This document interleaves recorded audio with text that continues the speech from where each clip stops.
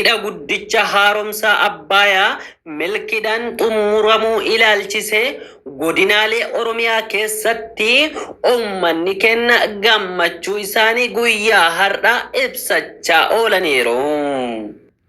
Abbaay biyya kennaaf gammachuu, biyya kennaaf milkii, diinaf garuu naatoo, diinaf garuu gadda itti mul'iseera. Milkiin Abbayaadha. Projektiin guddichi biyya kennaa Itoophiyaadha. Baga milkiin xumurame jenna. Garuu warroonni siyaasaa qumaara isaanii ittiin taphachuu barbaadan biyya alaa keessa ta'anii Abbaay gurgurame, Abbaay hin xumuramu, Abbaay akkas hin ta'u jedhanii propagaandaa hin jirre tumaa turanii.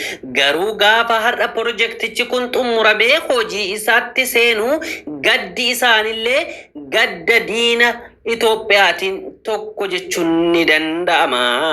Kana keessatti uummanni kenna gammachuu isaanii irra darbuudhaan kara hulaa galaana diimatti jechuudhaan qophii hundaa xumuraniiru. Asabni deeffannaan gaafii mootummaa Itoophiyaati. Hulaa galaana diimaa argachuu qabdi biyyi kenna jechuun muummichi ministeeraa kan dhiyeessan hawaasni isaanillee isaan faana dhaabbachuudhaan galaana diimatti ni baana jechuun xiqqarraa hanga guddaatti saalan otoo waliin qoodin hundi isaanii afaan tokkoon tokkummaadhaan wal faana dhaabbataniiru. Asab duraanuu kenna ture shiraan nu sakaalanii keessaa nu baasan malee amma asabitti deebi'uu yeroo qabnaarrallee jenneetu uummata kenna cinaa dhaabbachuu barbaanna. Garuu gaafa nu gaafii kana dhiyeeffannu diinonni kenna keessaaf alarraa Itoophiyaan galaana diimatti bayuu hin qabdu jechuun dhaadannoo shira xaxaa jiraachuu isaanillee dhageenyerra.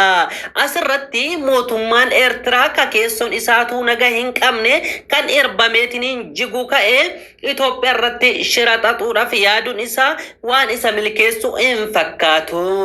Itoophiyaan jaalattanis jibbitanis hulaa galaana diimatti akka baatu isiniif dhiyeessu barbaanna. Mootummaan Eertiraa Isaayyaas kan jiguu ka'ee akkatti jigu barbaada. Uummata Eertiraa irratti odoo inni hin jiine uummanni Eertiraallee tokkummaan Isaayyaas akka ofirraa kaasu jenna. Asumaan galaana diimatti ni baati, Itoophiyaan ni milkoofti. Biyyi keenya guddachuu.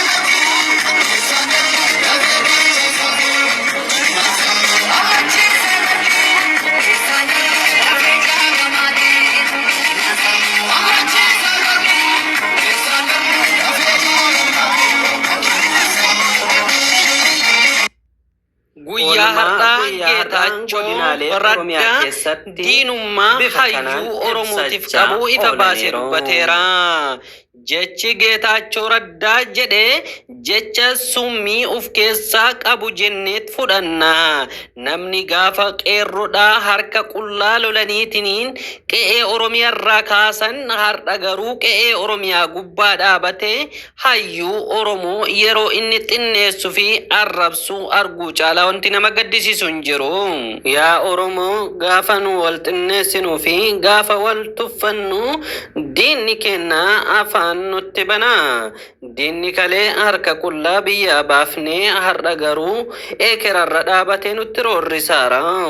Geetaachoo Raddaa kalees otoo jirra jennu jiraanu ajjeese reeffa kenna waraabessa nyaachise. Isa kalee waan daganne sehe seenaa hayyuu fi gootota Oromoo xinneessuu barbaada. Namni yakkamaan har'a dhiiga qeerroof qarree kennan aangorraa bu'ee har'a mootuu nurratti deebi'ee nurratti roorrisee nurratti dhiichisuun kuni waan hin mallee. Yeroo ammaa keessatti Geetaachoo Raddaa yakkamaadha. 40 ዓመት እድሜው ግለ ታሪክ ጽፎ ሀገር አስተምራለሁ ያለ ብዙ መጽሐፍ የሚሸጥበት ሀገር ውስጥ ነው ያለው። ስለዚህ ጠቅላይ ሚኒስትር እንኳን ግለ ታሪክ ሆነ አልጻፉ እንኳን ሌላ ነገር ጻፉ።